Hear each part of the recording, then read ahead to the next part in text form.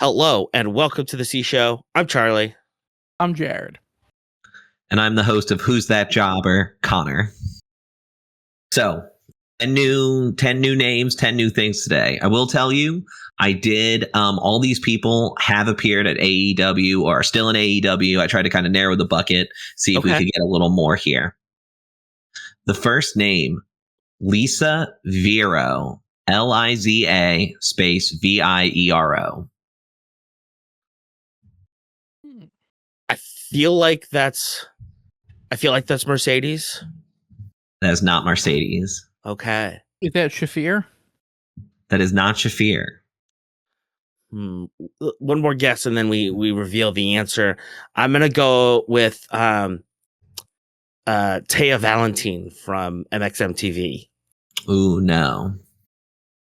I would last guess Sky Blue. No. That is Kris Statlander's first wrestling name. Oh, interesting. I will say one thing that made it harder just doing AEW was that a whole lot of them pretty much just wrestled under the name they're on, and AEW was like, you can keep using that name. It made it much more difficult than I thought. Oh, really? But we still got 10. God forbid AEW is actually good with their talent. All right. 2. Sexton Hardcastle. Sexton. What a name. Sexton Hardcastle. Sexton. Sexton. Sexton. Sexton Hardcastle. Why is that? Oh. It's going to be somebody I'm not expecting. But I feel like the first name that came to mind was Pac. No, it was not Pac. I really don't want it to be Wheeler, Utah. Let's go with Ace Austin. No, it was not Ace Austin. My final guess is gonna be Shelton Benjamin. Not Shelton Benjamin. Who was it? I gotta know. Well, who is it? Adam Edge Copeland. Oh. Wow. Okay, that must have been way early. Oh yeah, like for some I literally went back and said first. So okay, I wanted to twist it up a little bit, but I've heard that one. That one's kind of been the talk of a couple different things as through interviews and all as time went on. Was that like on the Indies or was that on WCW? I couldn't even I don't remember what the first company it said he used it for was. Okay. Number 3, Danny Alexo. Is that Danny Garcia? It's not Danny Garcia. It's not Sexy Dance. Danny Alexo. Sammy Guevara? No. It's a certain type he's going for. El Clone. No, that is Harley Cameron's first ring name. Oh, yeah, because her government name is Danny's somewhere in there. Danielle is somewhere in there. Okay. Mm-hmm. All right. Oh. You threw us off the scent there. Number 4, Nate Coy. I feel like this is an Orange Cassidy. This is like an early prototype version of Orange Cassidy. It is not Orange Cassidy, no. Is it Thekla? It is not Thekla. To my knowledge, Thekla has only wrestled under Thekla because she was. I tried to go through our heavy hitters and be like, all right, who are ones that like we know we talk about that have you? But again, most of them have just used the name they use now, or at least part of it. AEW seems pretty chill about people using like their name or like a name that they already wrestled under in the indies. Likenesses that AEW doesn't technically own. Mm-hmm. What was the name that we're thinking about again? Nate Coy. Is it Kazuchika Okada? It is not Okada, no. The other thought I had was that it's a Wheeler Yuta. It's not Wheeler Yuta. It was Jack Perry. Jack Perry. Oh, interesting. Jungle Jack Perry. It's smart that he went with something that wasn't his actual name because of who his dad is. We've seen that have some unintended consequences. All right. Next, Kip Montana. Kip Montana. Is that a Brian Keith? That's not a Brian Cowboy? Keith. I like where your head's at there, but no. Can we get a hint here? Older. Think older. Think older. Okay. What was it? It was something Montana. Kip Montana. Kip Montana. I feel like it's got to be much older. I feel like even like Castagnoli and Mox aren't old enough to care about Montana. Older. Yeah. Is that a Billy Gunn? That was Billy Gunn's first ring name. Hell yeah. Okay, all right. So I was on the right track with Brian Keith. Yeah, no, you were getting there. All right, next is Kid Crush, and the Crush is with a K. KID space KRUSH. Is that Mark Briscoe? That is not Mark Briscoe. I will tell you, and this might give it away a little bit. It's I also looked up as far as just anyone that works for the company, right? So some like interview people, some different things like that. All people we know about, no one we're pulling out of left field. It's not just the active wrestlers per se. It's people that work for the brand as well. I was gonna guess Kenny Omega with the K name, but is it like Is that an RJ City? Paul White? Not Paul White, no. I think we've given up 3 names. It was Taz, brother. Oh, Kid Crush. Kid Crush. Okay, with the suplexes, all of that, big guy. I get it. All right, Austin. I'm gonna say Sopp. SOPP. Sopp. Sop. Yeah, They're trying Austin to go for like Warren and Bob Sapp. Somebody just generally very wet.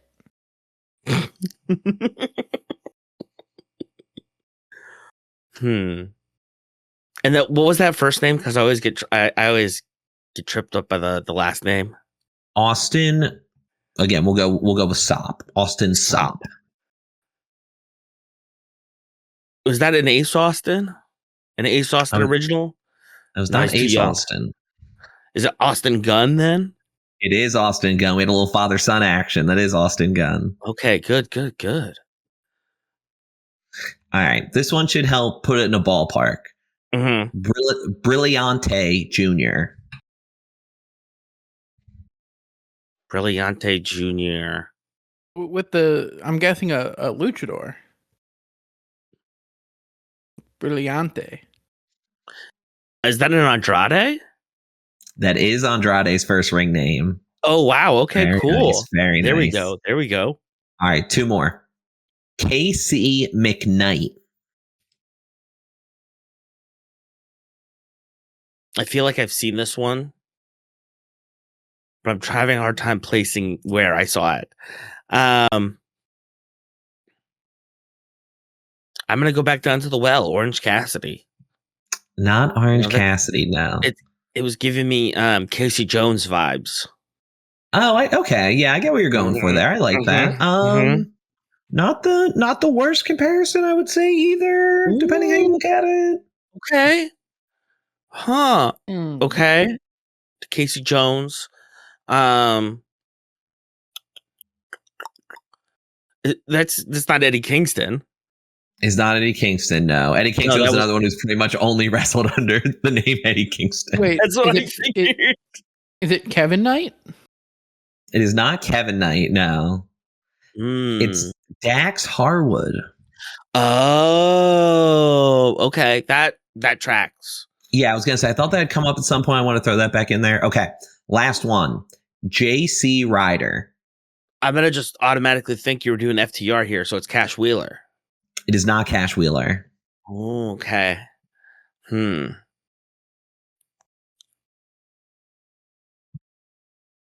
Jared? I got nothing. Let's see. Because I think it would be really funny, and Charlie keeps guessing Orange Cassidy for everyone. Is it Orange Cassidy? It is Orange Cassidy. Yeah. Yes! I was really hoping it wouldn't happen, so I could be like, should have gone back to the well. Should have gone back to the well. Don't worry, it hurts more that I did it. Fantastic. Well, thank you guys again for playing another round of Who's That Jobber. I'll have to find a middle ground somewhere. That was fantastic. Great job, Connor. Okay, cool. Appreciate it as always. And we'll talk more about jobbers and champions here on The C Show.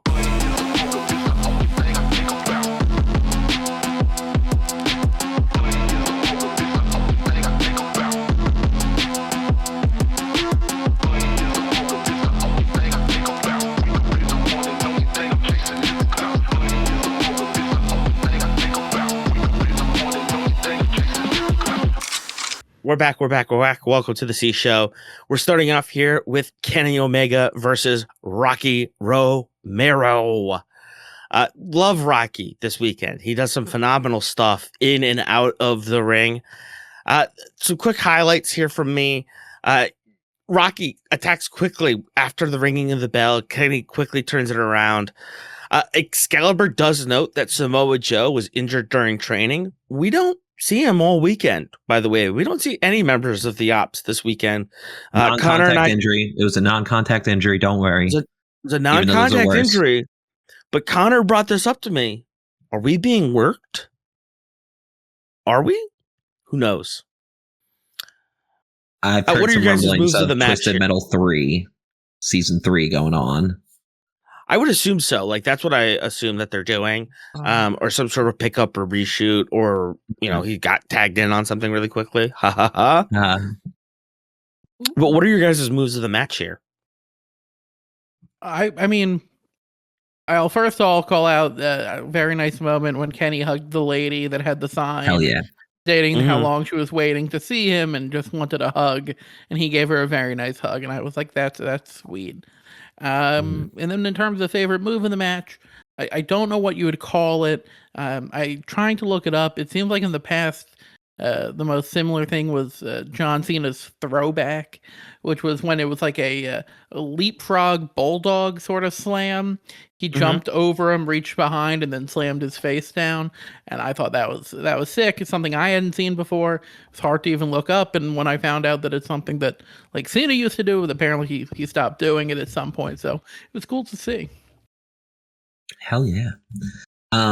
For me, it had to be the last little bit right before the finish here, where Rocky has Kenny in the corner and he decides to gloat and he hits himself a little knee slide and poses at the camera, and Kenny just comes from behind and V-trigger knee to the back of the head from the corner camera shot. That was my move of the match. Right into that V-trigger, one-winged angel, pin to win, Omega wins 1, 2, 3.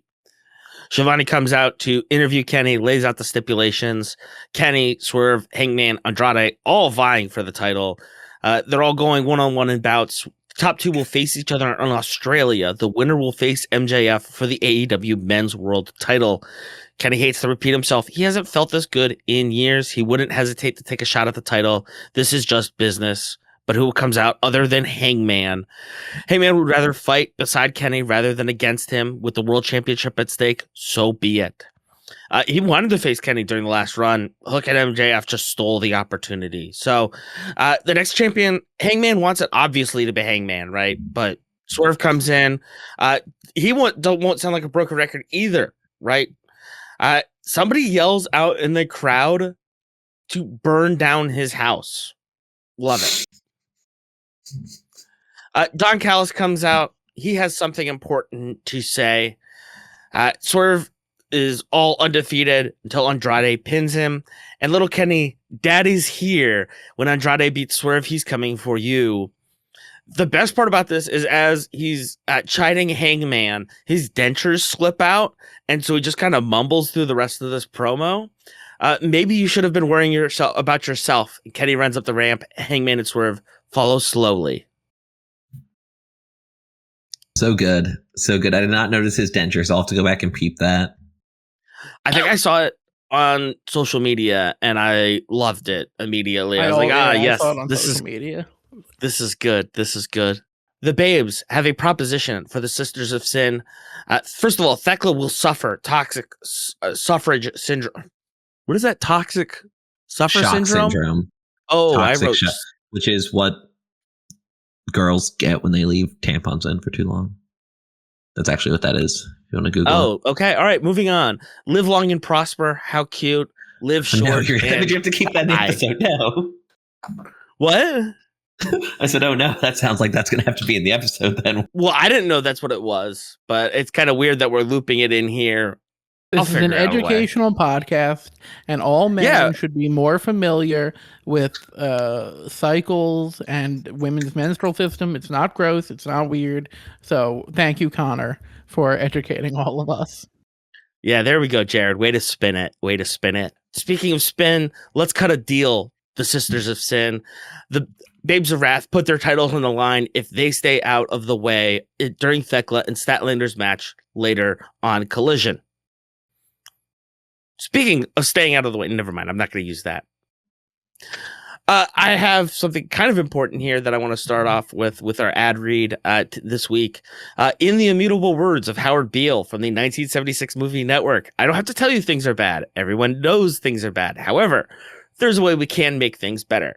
Last year, I worked on a video highlighting several organizations in Virginia that help folks with intellectual disabilities, and it really touched my heart. If you know, my people are from Minnesota. I'm a Vikings fan. I go back to Minnesota every once in a while. Like, I know people on the spectrum, and for fuck's sake, I'm on the spectrum.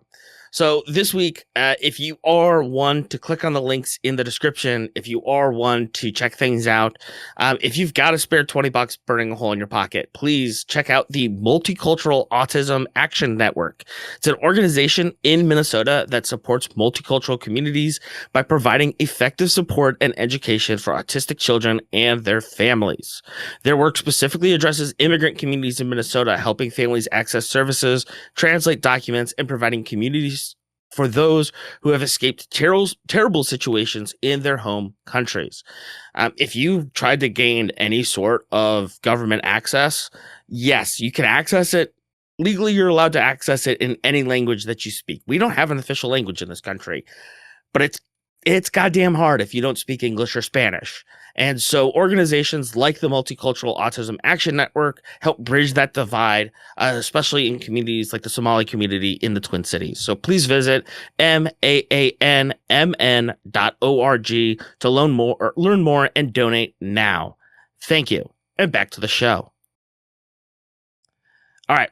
We've got a Continental Championship Eliminator match. So just a reminder again, Jon Moxley versus Ace Austin of the Bang Bang Gang. If Ace Austin wins this, he gets a shot at the Continental Championship. And we're all under Continental Championship rules. So 20 minutes, no interference ringside. And again, if Austin moves forward with a time limit draw or a pinfall on Moxley, if there's a count out or anything else, it goes towards Moxley. Did you guys notice Jesus behind Renee Paquette? Hell yeah. I have a note about him later. Yep, same. Listen, this is the one thing that I will say about the Royal Rumble. If you saw Rey Mysterio's entrance, they removed all of the crosses and stuff from not only his mask, but his entrance. So keep that in mind when we're talking about the Saudis. You know, they also made him wear a shirt because of his rosary tattoo. Oh, you got to respect our religion. You know, we got to make all of the women dress up like Power Rangers, but we're not going to respect yours. What a shock. Ace Austin is ready to compete against the highest level of athletes Tony Schiavone mentions. I thought this was fantastic. I thought this was a great performance by Ace Austin. I think there's lots of room for Ace Austin and the rest of the Bang Bang Gang. I'm not sure. There was travel issues. I think Juice is injured right now as well. Juice had an off-camera injury, so we're not going to see Juice for a minute, which is a little bit of a disappointment because Bang Bang Gang rocks. Guns up, guns up. What are your guys' moves of the match?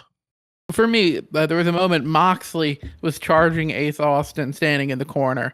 Ace Austin evades by raising himself up in between the second and third turnbuckle and rolling into the corner beyond the grasps, which alone, super cool. Never seen that before. Then he goes down to the side of the apron, jumps through the ropes, onto the ropes of the other corner, and up into a big kick to the face. I believe you would call that a Damon Geary. Super cool way to use the turnbuckles. Connor is shocked. Connor is speechless, everyone. Look at these well thought out answers. No, that was fantastic. That was super cool. For me, it was Ace had a little stretch where he hit the side Russian leg sweep, right? Literally like standing next to him, arms around, dropped them both back, and then a leg drop, and then he hit a really nice hook kick. And that was kind of his last little shine, kind of before we got down to the end here. But I like how they made it like you never really thought he was going to win, but you're like, hey, he's scrappy. It's weird. Mox has lost to Weirder. Mox has definitely lost the Weirder. I love the Continental run, this Continental Championship run they're giving Moxley. Again, talked about it earlier in an earlier episode, but sort of again re-verifying and establishing Mox's position at the head of the Death Riders. We saw some earlier division, a little bit of tension there. But for Ace Austin, talk about tension. After escaping through the middle rope and the big kick, Taz and Excalibur discuss if he executed a half Nelson, it may have worked. Diamond cutter by Mox into a Death Rider. It's all over. 1, 2, 3. Austin still reeling on the mat as Mox receives his title again.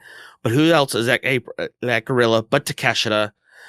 Takeshita puts his finger into Mox's chest in the ring. He wants that Continental title, but it's all a ruse. Davis and Doyle are here. It's the dirty work of one Don Callis. So when Davis and Doyle show up and hit Mox, did you notice how he started doing like the brain injury, like fencing cell? Like literally when they hit him in the ring, he was literally like the arms curled up. He was like, he was giving like the whole cell to it. I was like, Jesus Christ. Don't. That's the worst cell, man. Don't do that. Cause like you immediately think the worst thing. Yeah. For a second I was like, oh, and then I'm like, oh wait, it's Jon Moxley. Like he's just being Jon Moxley. He's being an ass. Pretty much. Next up in the TNT Championship, Mark Briscoe versus L Clone. Callis commands Clone to get the TNT title back so he can rename the entire company the Don Callis Championship Wrestling. Did you guys hear that? DCCW. Really rolls off the tongue. Really does. And Taz puts out feelers to be the solo commentator on Don Callis Presents Dynamite. DCPD. What are you guys' moves of the match? I loved when El Clone trapped Mark Briscoe's head in the apron and then just used that to absolutely kick the dog shit out of him. Right after that, Aubrey Edwards, the referee, yells "Venga aquí" at Clone, which I love that she was just like, yeah, I'll speak Spanish at Clone and I'll speak Mid-Atlantic to Briscoe. Hey, yo, Briscoe, get over here.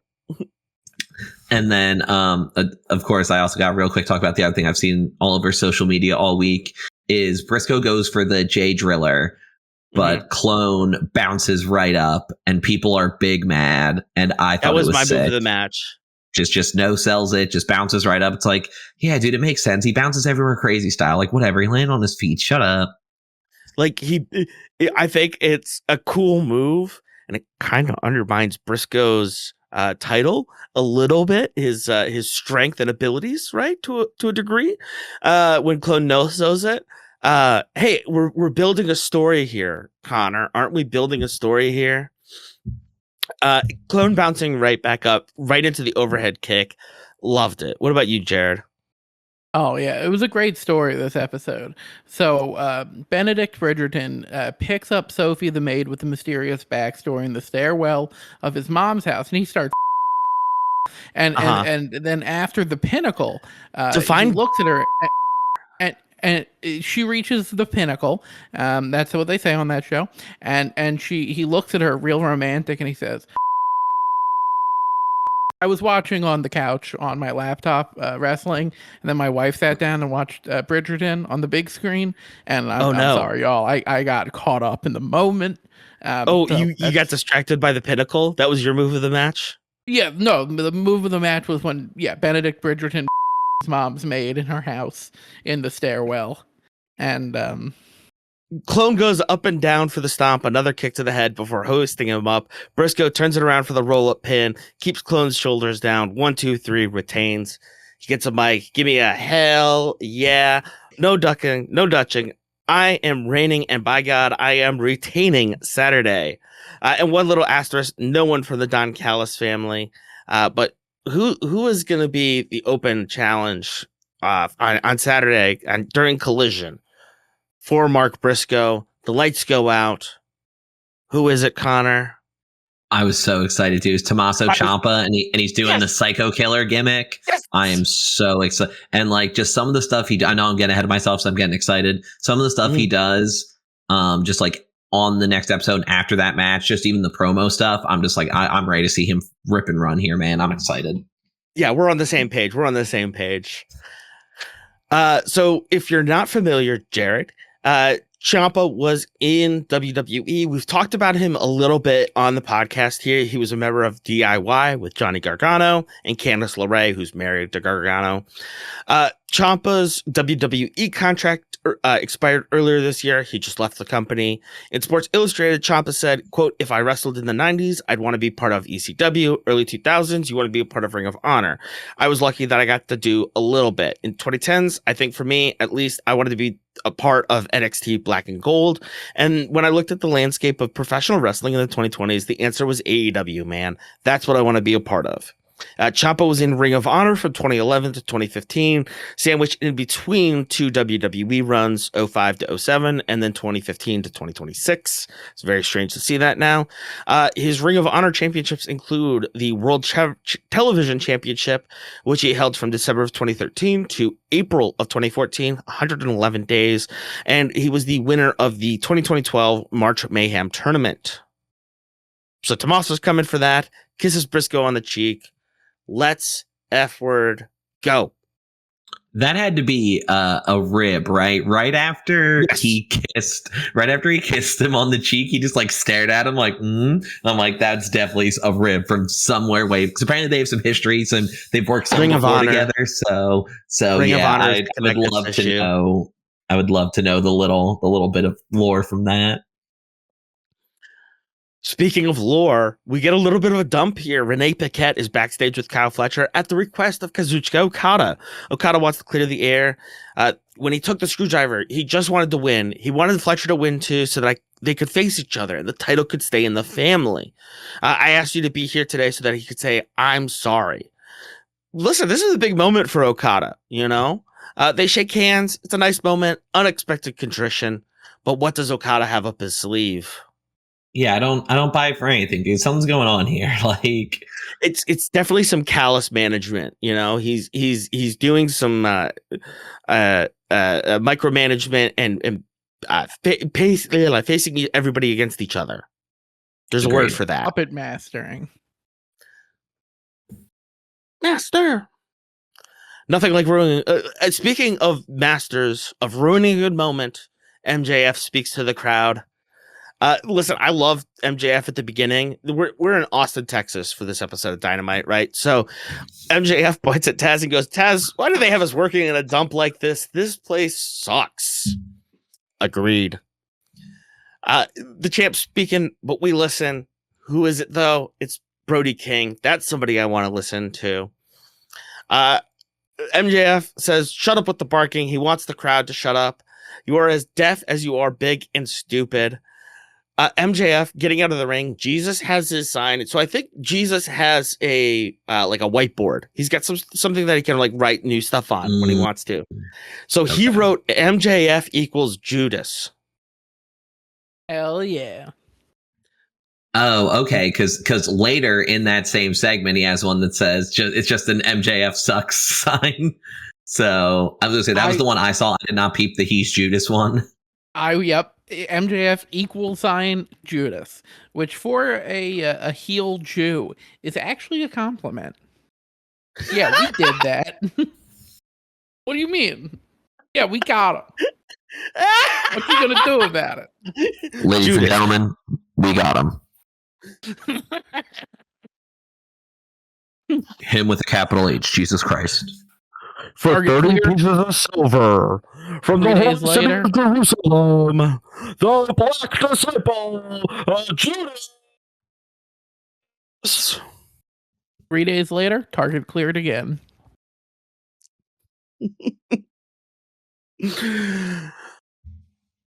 Listen, the sum of this part is MJF chiding Brody for not beating anybody who matters. You know, you just followed me around. You followed Malachi Black. You followed around Buddy Matthews, a name that strikes fear into the heart of opponents. Doesn't care about his ankle. So I think that's why we haven't seen Buddy Matthews in a while. His ankle's all messed up. Bandito, still a loser. A great line here. I've never seen a liberal guy that looks so much like a Nazi and gets boos from the Texas crowd. This pipe dream you have, it's just a dream. Just like these schmucks, you're nothing like a follower. Brody, in response, says, I don't need to follow anyone. What you just described is called friends. So he sat down with, Brody confirms that he sat down with Tony Khan. They have an eliminator match. If he beats him, he will earn a title shot at Grand Slam Australia and become this leader this company needs. Woof. He gets a match to flinch with the Wolf. Commentary is blown away by this situation. Speaking of situations, the Young Bucks. A little humility has helped them. It's time to go back to the old school. Tassels, super kicks, super kick parties. Back to doing what the Young Bucks made the Young Bucks. I'm excited about Super this. Kick I love Party. Super Kick Party. Yeah, that's all I want. I uploaded some stuff to the C Show Wrestling Archive and sent it to you guys. But if you guys want to check out the Young Bucks, some of the old stuff there, please do. Next up, AEW Women's World Championship, Thekla versus Kris Statlander. And again, if the Sisters of Sin do not interfere, they get a shot at the Women's World Tag Team on Saturday. Thekla mocks Statlander with the fake show sportsmanship before she takes away her hand to do the Vulcan salute. What are your guys' moves of the match? So for me, two things, the two series that kind of happen here. So Thekla starts choking Statlander, like when she goes like over the ropes, like right there's the move, the tarantula, where like usually they grab someone's arms and legs and kind of pull them through the bottom ropes. She was only holding on to the top, and then Statlander brought her back in. And it's just like, well, what if I just like, she was sitting on her shoulders, like, what if I just slam your face down on the top turnbuckle and we just see how that goes for everybody. So absolutely love that. And then Thekla did, and I know they had a name for it. I thought something went wrong. The spider suplex. So it's a suplex from the top rope, but instead of being like a normal superplex where they both fall to the mat, Thekla leaves her legs like laced around the top ropes. So she ends up hanging upside down when she does it. And like I said, I thought it was like something. And I'm like, I don't know how that doesn't destroy her knees when she throws Stat over the top, but apparently that's in her bucket. Like, sorry, I wasn't familiar with your game, ma'am. Yeah, Thekla has always impressed me. I mean, the thing where she always goes like behind the back for the spider crouch scares the living shit out of me. Yeah, she's so good at hanging upside down, which is a weirdly useful talent apparently, because my move of the match was also some of that was the delayed vertical suplex by Stat. She held Thekla out. They were outside of the ring. She held her a perfectly minute. vertical, like 40 seconds, minute. Like, that is insane balance. I could never even dream of being on either side of that move. Super cool. The silhouette that they created was so impressive too. Like they were so in line. It was very thin. It was so cool to see that. I love that. I forgot to bold that here. My move of the match is Thekla's crucifix but Stat gets out of it. Stomp and pin. Thekla almost gets Statlander, but it's toxic time. Stat counters with a thrust kick, attempts the Saturday Night Fever. She intercepts a spear by Thekla for the gut wrench powerbomb. Saturday Night Fever pin. 1, 2, 3, and it's over. Statlander retains. The Babes of Wrath come out to celebrate with Statlander. Don Callis is with Proteshita backstage. It's time to mobilize those resources and bring the gold back to Daddy. Whenever Don Callis calls himself Daddy, I'm very uncomfortable. I don't know about you guys.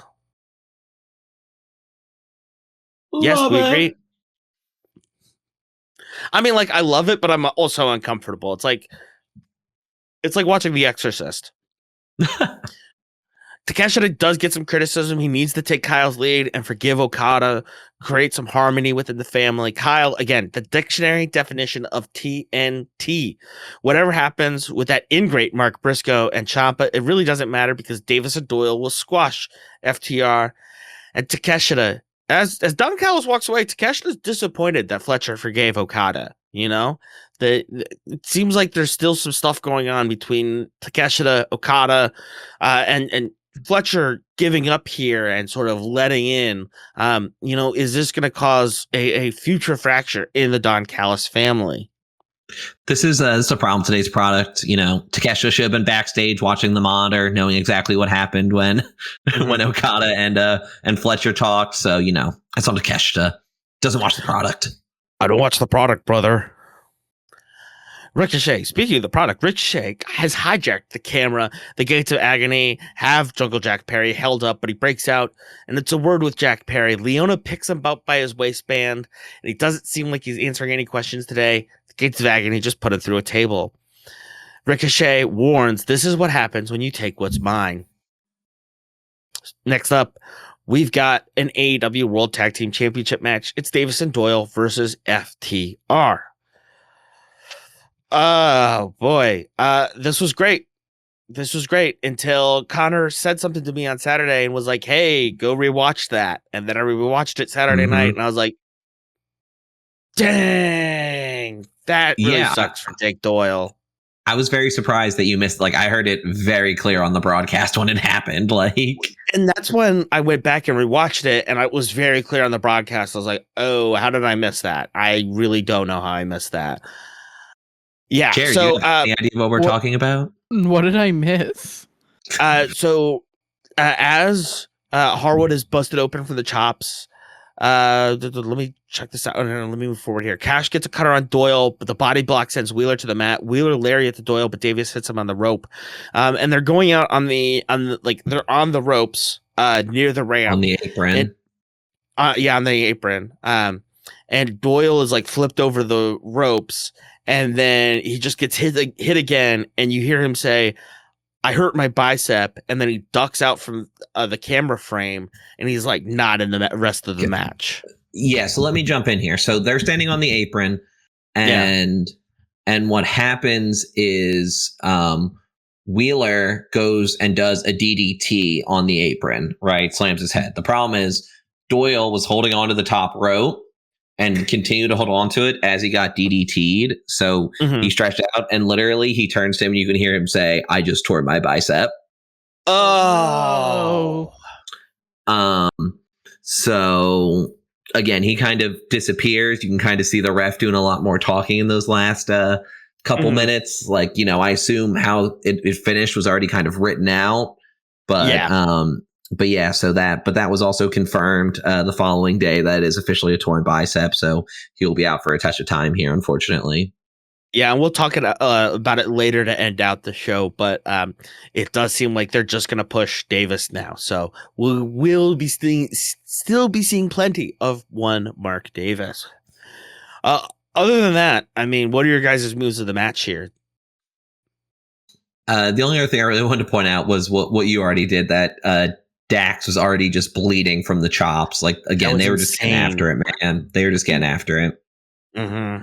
One of them also had I forget which, Davis and Doyle, one of them also had clear bloody lines on the inside of his bicep before they got hurt.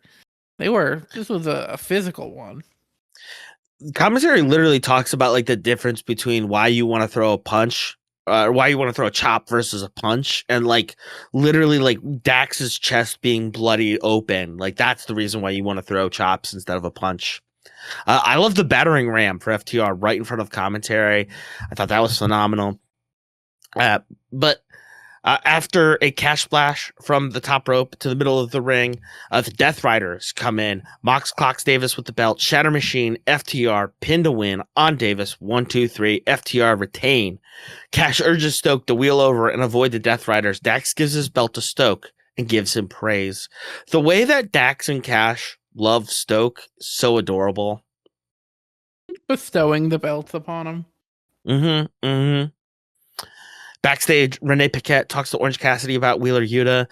If you just think about him 5 years ago to now, that dumb bushy beard, the long hair. I mean, Orange Cassidy, if you want to talk about me in 2017, I mean, there's nicer ways to do it. Wheeler does come over. If we're insulting personal appearances, you know, in the year of our Lord, 2026, Shafir comes in, but Tony interrupts. Shafir interrupts and says, do you need some more milk, or would you like me to get your girlfriend some more flowers? Perfect. Bang, bang. When we meet in the ring, you'll be in some deep shit, Tony responds. Speaking of deep shit, Andrade versus Swerve Strickland. Callis says that there's not a lot of guys that Callis could stretch, but Prince Nana is on the list. Callis is essentially saying that he would just effectively torture Nana in a wrestling contest. I want to see it. I want to see Prince Nana get stretched by Don Callis. Before we get to your guys' moves of the match, my move of the match is real simple. As Swerve is slammed into his steps, Andrade goes to take another selfie with a woman. She pulls a napkin out of her bra and kisses it. Classic. Perfect. Love it, Andrade. This is what we're going with. Perfect. Love it. What about you guys? I loved early on in the match. They were both just going around. Like Swerve's a big boy, man, and they were hitting some classics, sort of hitting cartwheels, avoiding things and all. Like he's packed on a lot of weight and he still moves awesome for it. As far as actual moves, I love when Andrade does the moonsault that misses. So he's like, well, I'll just do a standing moonsault instead. Absolutely love that. And then it had to be when Swerve took Andrade onto the guardrail. I'm like, oh, great, he's going to do, you know, the DDT again, the same spot he did last week. But instead, Andrade turned it into a backdrop. So that's Swerve hit the guardrail. Do you see? It hurt. Andrade got hit too. He got hit in the nuts. He went right down the middle. Classic. What about you, Jared? I think Connor alluded to it, but I there's the whole sequence was so cool. So Andrade hits a sick tornado out of the ring, hits Swerve. Swerve gets thrown back in the ring. Andrade climbs the ropes. Andrade goes up for this big like backflip, whatever you just called it. But Swerve rolls away. Moonsault. But Swerve rolls away. He didn't just miss. Swerve rolled away. So Andrade continued the moonsault into landing on his feet and then into another big backflip splash. And the whole combination of those, it was like to catch him throwing another loop on, was awesome. Reverse Hurricane Rana by Andrade and a running knee, but Swerve still kicks out. Nana working overtime to get the crowd on Swerve's side. Swerve attempts the pin and a house call, but Andrade with a low blow. The DM connects. Pin to win. 1, 2, 3. Backstage, MJF watching on. Renee comes up. How do you feel, Max? Quote, if that oversized bag of milk with Sharpie written all over him thinks he can be a champion, he's got another thing coming. Out of nowhere, Kenny Omega appears. Where are my manners? I just want to let you know. One more week, one more win, and then I'll see you at Grand Slam. Andrade was behind a corner, and I want to slap you. I want the title. Max walks out to his car. Hangman is there, and MJF orders the car to drive off. Listen, we don't need to be building to a PPV because we've got action every week here with AEW. Any thoughts here about Dynamite before we move on to Collision? And another great show. Felt packed. And again, they keep giving us, like I always used to tease, when we would cover WWE, pay-per-view matches on a weekly thing, and then they do some kind of stupid finish or some kind of schmaz, right? Like, again, we're still not getting, clean finishes, but they feel more developed and put together and still story developing. Thought out. Yeah, I mean, because we could spend all day talking about the guys up in Connecticut,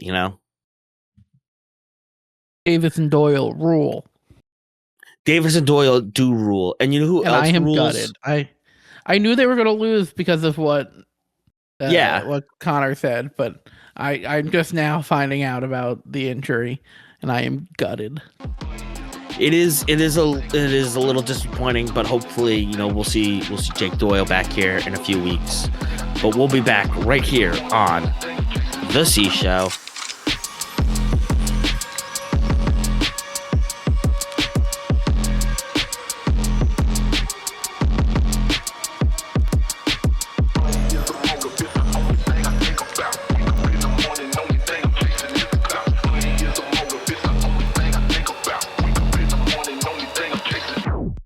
Hello, and welcome back to the C Show, as we'll be covering this week's Collision.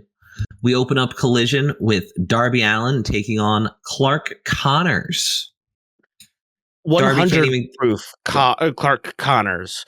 So 100 proof only means 50%, though. So is he just half-assing everything? Yes. Okay. Well, he's drunk. He's 50% alcohol. He's 50% alcohol. What's the other 50% violence? Unconcentrated power of will.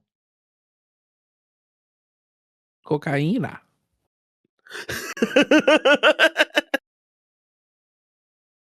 So Darby doesn't even get to the ring before he's jumped by Connors. Darby hits an early code red.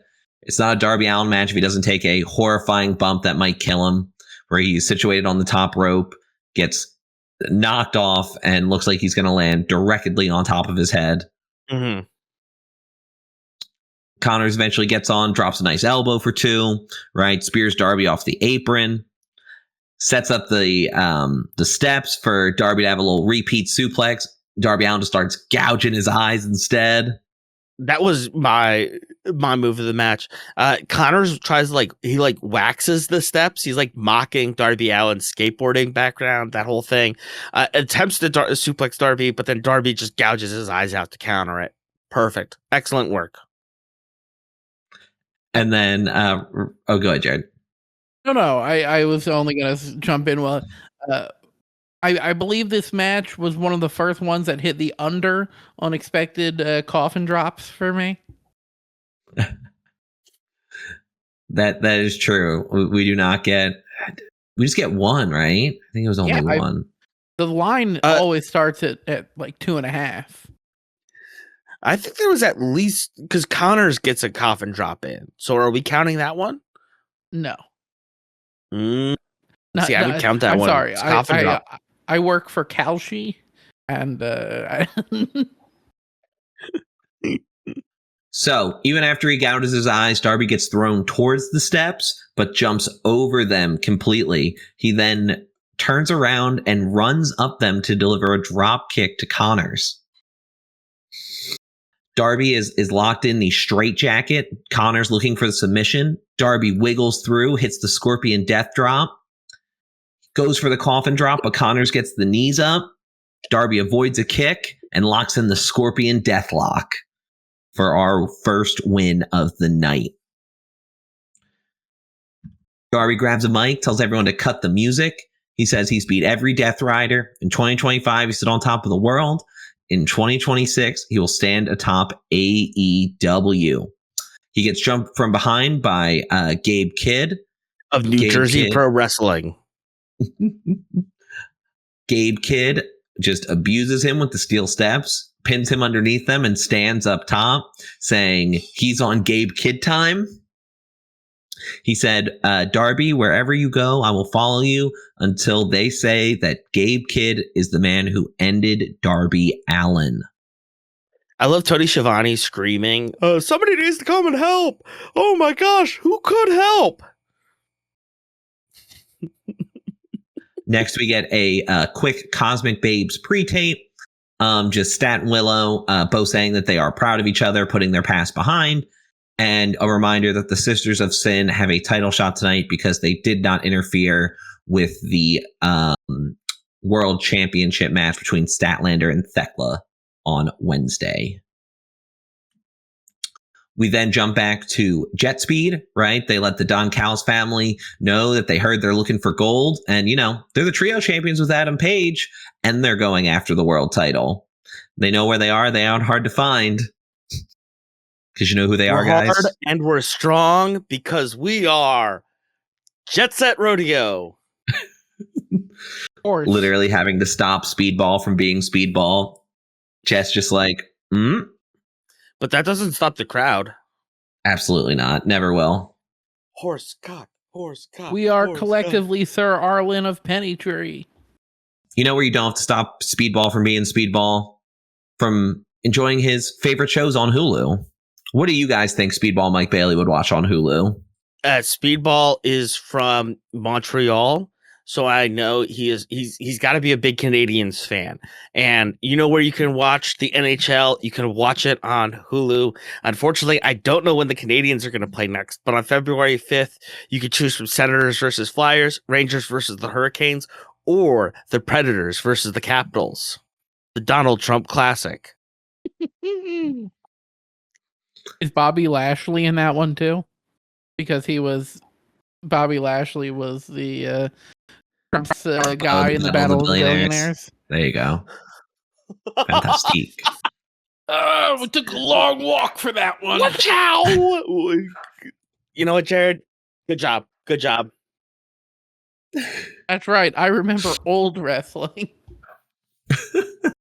I would say, Lynn and I, we watching Great North and Bob's Burgers, waiting for Bob's Burgers to come back. Unfortunately, they are not starting back up when some of the other Fox shows do. We're still do 5 episodes this season.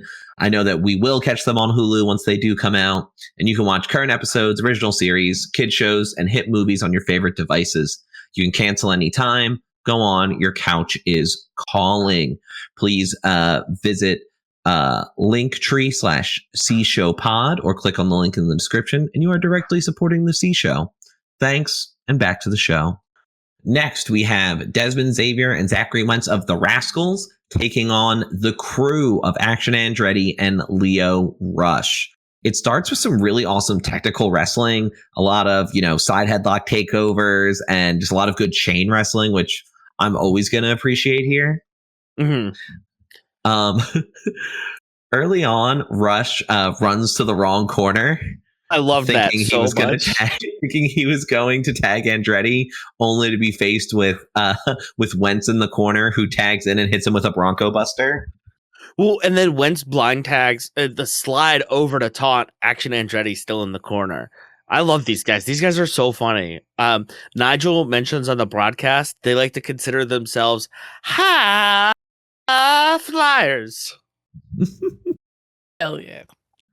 The crew get a tag in. They hit a double drop toe hold and double drop kick. Action Andre does an awesome springboard arm drag. And then this was wild. So Desmond goes for a flip dive outside of the crew and misses, just goes over them. And they're like, aha, you idiot. And then here comes Wentz with a tornado, just crushes them both. So good. These guys rip. Dude, later on, crew hits stereo dives as well, right? Rush hits a stunner, then Action hits a cutter for a 2, which I very well thought could have been the end of the match. Is there anything else you guys want to mention before I get on to the finish here? Wentz big German suplex into a snap pair to PK, running shooting star. I mean, they're just boom, boom, boom, boom, boom. Yeah, combining two of my favorite things, which is high flying wrestling and comedy wrestling. I love this one. Very nice. So the match ends here with the Rascals hitting the hot fire flame for the win. So that is where Wentz does a standing moonsault and Desmond just pushes him midair to the correct landing spot for the moonsault. They land that 1, 2, 3. The Rascals have picked up their first win here in AEW. really exciting times for both sides of the tag team divisions. The women's tag team with the new tag belt, and then their new tag championship, and then also just like everything that they're doing to bring in established tag teams, where we're not just like slapping two singles wrestlers together, like you said last week. And speaking of tag team wrestling, especially women's tag team wrestling, we have a quick pre-tape with Windsor and Hayter.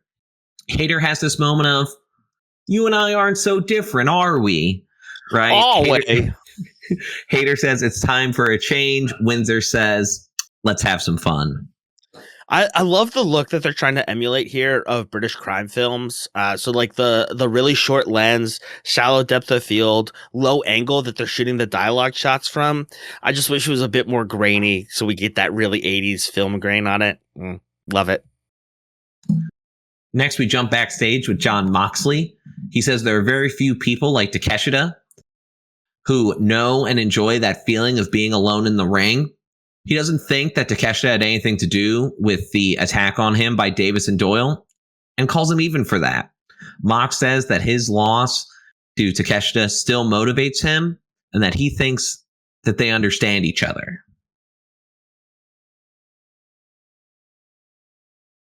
Next, how much Japanese do you think Mox speaks? He's wrestled there. He's like lived there. Oh, I have no idea, man. Probably a passable. Yeah, I would hope. So next we have Orange Cassidy and Toni Storm taking on Lady Bird Monroe and Gino Medina. Gino is a local. We know so much about. So I did a little bit of research on Gino and Lady Bird here. Gino has been wrestling for almost a decade now. He's been the Reality of Wrestling Texas champion one time. Lady Bird got started in 2021, but she's got a pretty sizable resume already. She's had titles with the America's Academy of Pro Wrestling, the Women's Championship, which she's held twice, Branded Outlaw Wrestling, the Women's Championship, Reality of Wrestling. She's held the Tag Team Championship with Gigi Ray. Their team is called the Money Birds. And then also Texas All-Star Wrestling, the TASW Women's Champion. Very nice. Very nice. Very quick here, as you expect for kind of who we have. OC very quickly gets the hands in the pockets. Lady Bird comes in. He gives her the tiny little shin kicks. And then Tony comes in and gives a whole drop kick instead. And then it ends up with both Tony and OC hitting DDTs, Tony hip attack, Orange Crush, and it's over. And just like that. But the match is not where this segment ends. Yuta runs out and attacks Orange Cassidy. Shafir attacks Tony, right? Tony gets bought into the guardrail. Both Death Riders attack Orange Cassidy.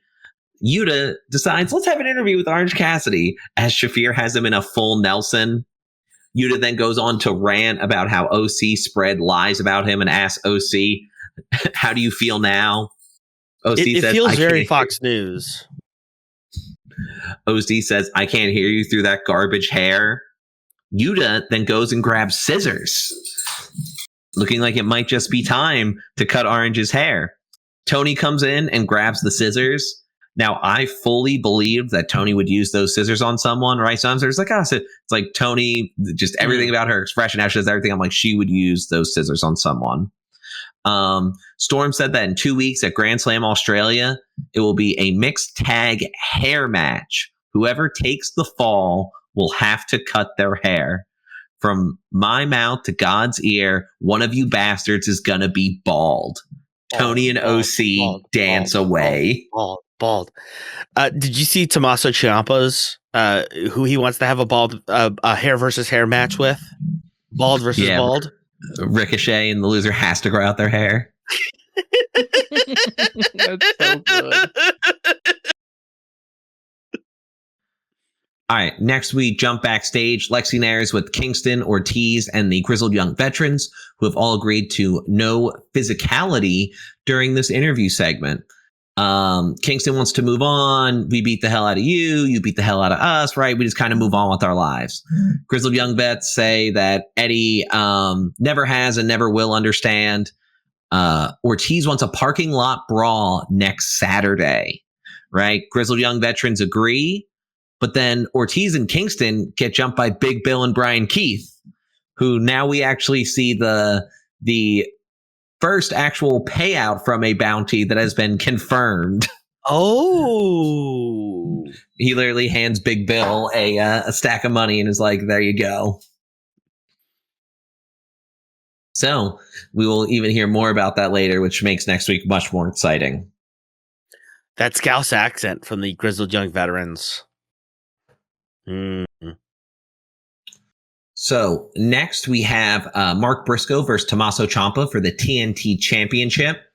Again, there's been a touch of history from these guys before.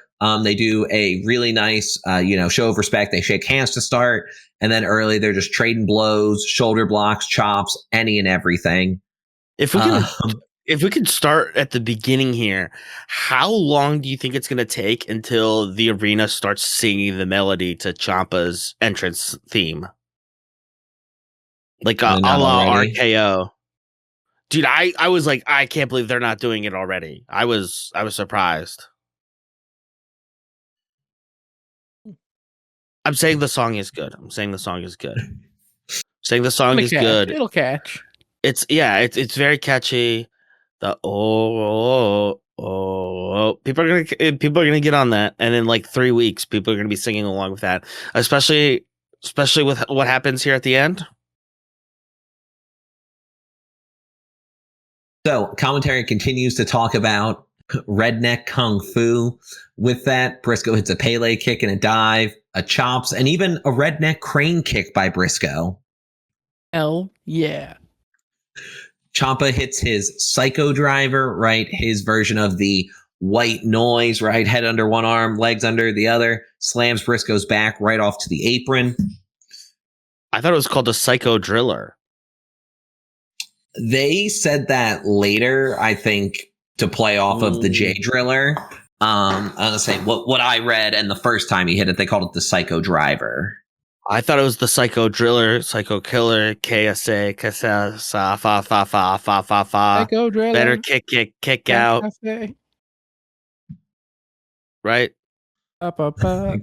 Exactly. Okay. All right. Yeah. Never mind. No. Who knows? Maybe it was Psycho. No, because I have Psycho Driller later too. Maybe you're 100% right. Because I know they also call it the air raid crash. Like that was like way back in the day. Unimportant. Briscoe hits his blockbuster off the apron like he does. Ciampa hits a draping DDT, shades of vintage Orton. Briscoe knocks Ciampa off the top and it's a froggy bow for a 2. Ciampa then hits the avalanche psycho driller or driver, right? Doing the same move off the top rope now for a 2. Then Briscoe starts clearing off a table ringside, boys. Might be about that time. Yeah. Again, unsure how you can do this and it not be a disqualification in a match that has disqualifications. But who's to say? Yeah, it is. Works for me, brother. So Ciampa lays Briscoe across the table, hits him with a running knee. Briscoe falls off the table and Ciampa decides to pose on the table. As Ciampa turns around to see Briscoe has climbed to the top rope and hits an elbow that Ciampa has to jump for to make sure that it hits, but it puts Ciampa through the table. Lumbar through the lumber, Nigel notes. They get back in the ring, they slap hands, right? Then they just start slugging it out again. Briscoe avoids a running knee, hits a rolling Death Valley driver, and another froggy boy, right? Ciampa counters the J Driller, hits a release German, has the uncovered knee for the 3, and we have a new TNT champion in the Psycho Killer, Tommaso Ciampa. What a war. After another great show of respect, him and Briscoe shake hands. Briscoe raises his hand, right? You know, a hell of a start for Tommaso Ciampa here in AEW. But as we turn out to the ramp, who comes out but Kyle Fletcher? Already out kind of mocking, clapping on the ramp, right? Looking and keeping his eyes on the TNT title he thinks he should have never lost. That's mine, he says. So I love this. I thought this was a great match. Love just like, hey, like this guy is killer. We know that he's going to be awesome. Put the title on him immediately. It's interesting for Briscoe. It adds a little dimension for him. And then just, I mean, you hit on it earlier, but just the way that Ciampa wins it and then also carries it just through the rest of this episode, incredible stuff. Next, we go back to the Don Callis family beating the hell out of everyone in the back. Once again, another weekly occurrence here. Josh Alexander is mad at Moxley for talking to Takeshita, says that Andrade will take care of Kenny on Wednesday, and that Don Callis has a surprise for Hangman in the form of Mark Davis. Next, we get Okada versus Adam Priest for the International Championship. I assume you guys read about why some of the things we're about to see happened, or no? Oh no, I haven't read up on it. Oh, okay. So Okada comes out. He does not have his robe. The title is in the case still, and they actually do a very good thing here. So according to Fightful and a couple other places, his bag with the title and his gear was lost, and that is why that actually happened. Oh, my thought was like, there was travel issues, like all of the weather going on around the country, and like there was a travel mishap, and he lost the title. Is somewhere else right now, so they were using a different title in the title bag. But oh my gosh, my first thought was he customized it, and it's got like Don Callis's face on it now, and like his head has the Mercator projection. Yeah, and so of course I didn't write down of who came out with him, but he went to commentary. Romero. Oh, right, it was Rocky. Rocky immediately goes to commentary. Is like, yeah, I told him Adam Priest is a bum. Don't even let him see the title. Don't wear your robe out. He doesn't deserve it. Like, they did a really good job covering for it, but according to a handful of reports, the the bag with the title and his normal entrance robe were lost. Amazing. This turned into a really good match. I thought they would just kind of have Okada walk all over Priest, but we got a little back and forth here. Okada does a hot star of the net breaker, a couple scoop slams, right? Priest starts working Okada's knee, which helps and hurts later. Okada drops Priest off the top rope to the outside, right? And Okada starts holding his knee, but it's just so that Rocky can come down from the announce table and hit Priest off the distraction. Again, Romero doing a lot of work this weekend. You know, he comes in and he's playing good PR on commentary. He's jobbing for Omega. You know, we and then we got all the shenanigans in this match. Love it. Priest hits a nice neck breaker and a German suplex. Rocky tries to get involved a second time, and Priest is like, what if I just hit him with a crossbody? Do you guys have any other moves you want to talk about before I work into the finish here? Priest attacking Okada again. Okada grabbing at his knee, Peter Griffin style. God. And then right after that, Alabama Jam for the top. He drops the leg. Love that. Love the Alabama Jam. Yeah, right. We got a 2 count off that, which is absolutely fantastic as well.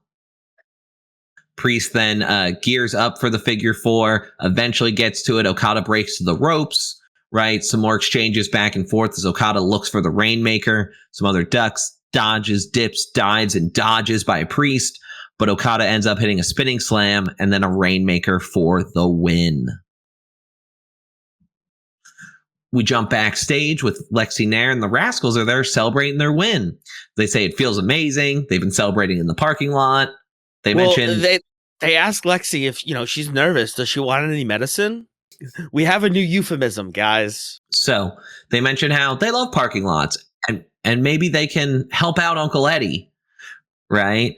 Eddie comes out and lets the grizzled young veterans know they aren't done with these boys, right? Bill Keith, you want to have Bill Keith come and Big Bill and Brian Keith come and jump us? What if we make it an 8-man tag team war in the parking lot? You better pray to the gods you believe in, because we will take your soul. Now let's go to the parking lot. I need some medicine. I'm pissed. And they walk off camera. Once again, politely inviting Lexi, who declines. See, they're so polite. They're so gentlemen. inclusive. You know, they just want to make sure everybody's in. Everybody has an opportunity. Bunch Love of it. lovable rascals. Oh, Right, we get another super quick review of the world title picture. Again, it just shows everything from the end of Dynamite of MJF just running into all his demons over and over again as he goes to leave, and a reminder of how he will have a title eliminator match with Brody this coming Wednesday, live in Vegas, I believe. Ricochet's hometown. So Ciampa is celebrating the win with his family. He says to Lexi, none of this happens without my family. I've been welcomed by the crowd. Briscoe, it's nothing but respect. But the Psycho Killer is your TNT champion. Excuse me. He's been here for less than a week. I am the TNT champion. How about them apples? There we go. That's what I was looking for. But I wrote, how about them Ables? And I was like, what did I do? He then tells the title, he loves you too. He looks at the title and says, I love you too. And then he says, my daughter Willow has a baby sister now, and then stares through the title. I think Tommaso posted it, but he posted his daughter Willow with Willow Nightingale. Say. Adorable. Willow and Willow. Love it. All right. Now it's time for our main event here on Collision. We have the Sisters of Sin, Sky Blue, and Julia Hart taking on the Babes of Wrath, Willow Nightingale, and Harley Cameron for the Women's World Tag Team titles.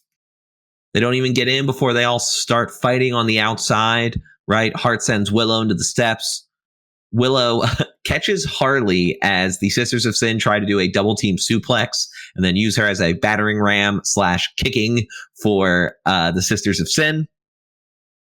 They then hit Charlie's favorite, the backpack senton. Move the match. And then Sky Blue hits a beautiful tornado DDT.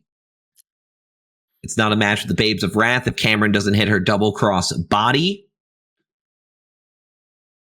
And then eventually the Sisters of Sin, right, get Harley in the tarantula, right, that we talked about before, hang someone over the ropes, holding both their ankles, right, and their arms at the same time, and deliver a drop kick at the same time.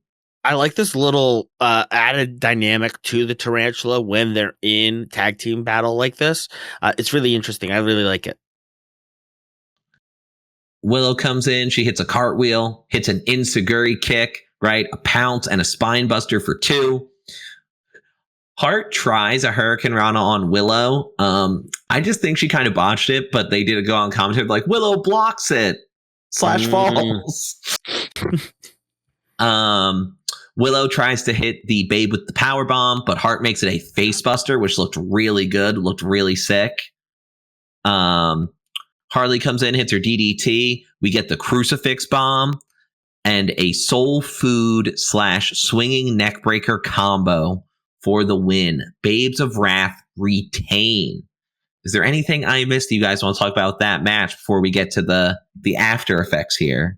Oh, no. Let's get right into it. So, of course, Thekla comes out and attacks them, right? She agreed to not interfere during the match. Operative word.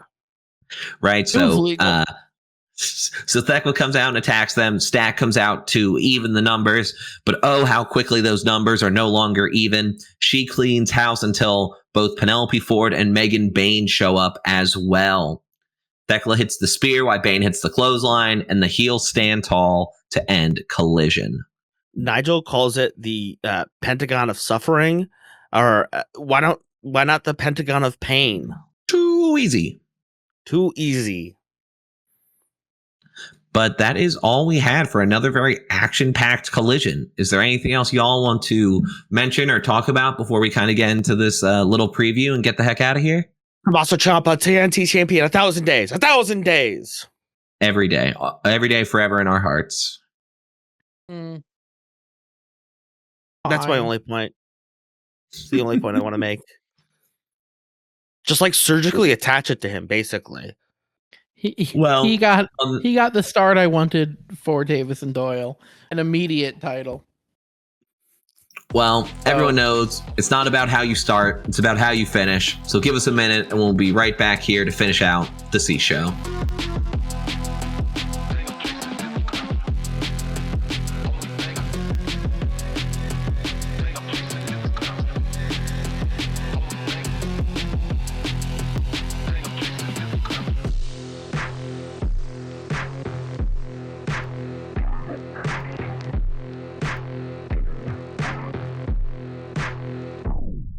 Welcome back to the C Show.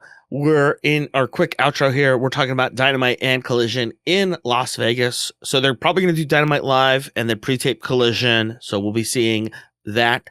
And of course, we won't spoil it for you. First up on Dynamite, the 4 matches that we've got on the card so far are the AEW Men's World Championship Eliminator match. Brody King versus MJF. Again, MJF the champion there. Brody King needs to win to get a title shot. I need it. Brody King getting a title shot.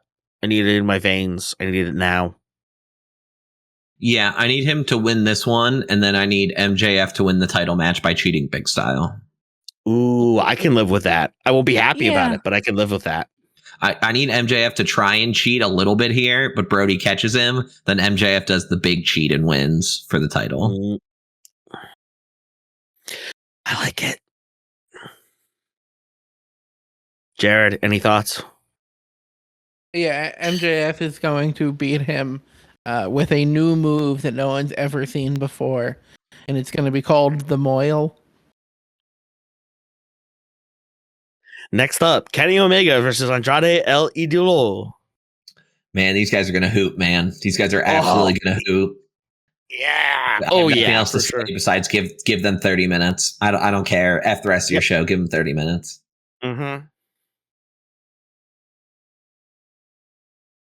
Next up in the AEW National Championship, it's Ricochet versus Jungle Jack Perry. Has Ricochet and the Gates of Agony, have they done too much to Jungle Jack Perry, or will he be able to persevere, is the word I was looking for?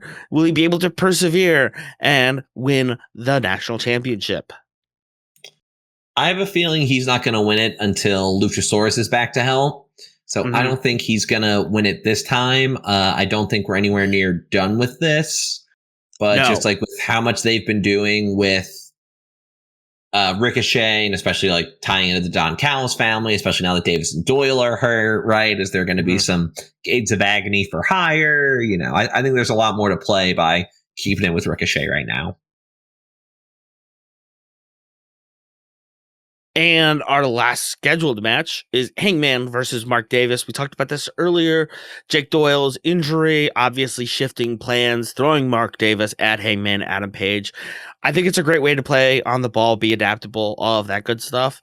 It's just kind of a shame we're not going to see more Davis and Doyle. I hope Hangman beats him with a hammer. It's just going to be the same match as Hangman versus Powerhouse Hobbs. They're the same person. R.I.P. Powerhouse Hobbs. We miss you. One came so the other could exit and keep his name for 4 seconds and then have a weird new name. That was wild. I can't believe they did that. Moving on. Collision. 8-man parking lot brawl. Eddie Kingston and Ortiz with the Rascals versus Big Bill and Brian Keith and Grizzled Young Veterans. I know there will be other matches, but on our list, it just has that one. And I would like to believe that it's a parking lot brawl for the entire 2 hours. For 2 hours. I mean, 8 guys. There's a lot of different threads there. You know, it's gonna turn It's gonna turn into the ending of the Anchorman movies. God damn it! I hate you. I'm just telling you, one of these handfuls of things is gonna happen.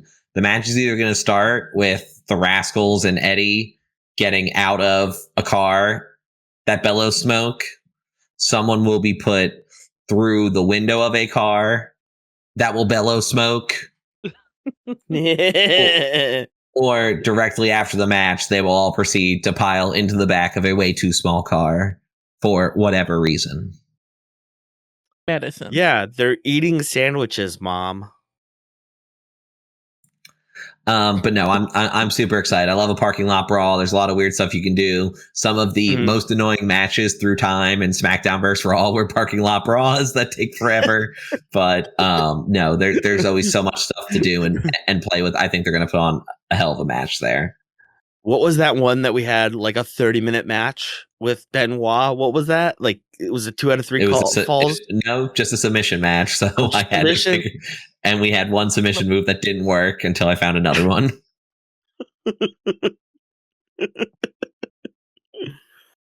Well, we'll be here talking about that Dynamite and Collision, the 8-man parking lot brawl, and any and all shenanigans that may occur in the world of AEW here on The C Show.